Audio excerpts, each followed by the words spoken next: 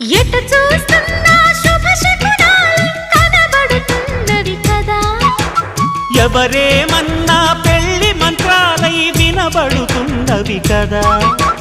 ప్రేమ గీమ స్నానం చేసి పెళ్ళాడేసే వేళయింది. ప్రేసి కాస్త పెళ్ళామయ్యే ఆసు ముహూర్తం వచ్చేసింది. కళ్యాణ వైభోగంతో కన్యాదానం కాని అబ్బాయి.